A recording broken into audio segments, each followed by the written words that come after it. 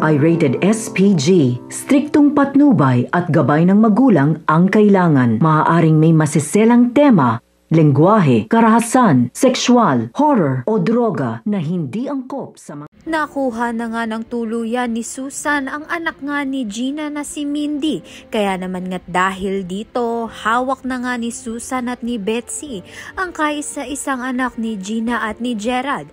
Ngunit mayroon nga silang kasunduan na dapat nga sundin nito ni Robert upang maibalik nga ang apo niyang si Mindy. Subalit ang sabi nga nito ni Betsy ay gusto nga niyang maibalik ni Robert itong si JR sa kanya. At ito namang si Susan ay 50 million naman nga raw.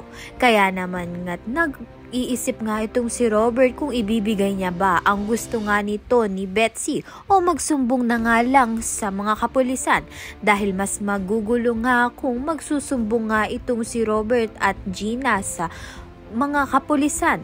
Samantalang ito ngang si Gina ay hindi nga mapakali. Gusto nga niyang ibigay itong si JR kay Betsy nang sa gayon nga'y maibalik nga ang kanyang anak na si Mindy dahil nga kinuha nga ni Susan at ni Betsy ang kanyang anak.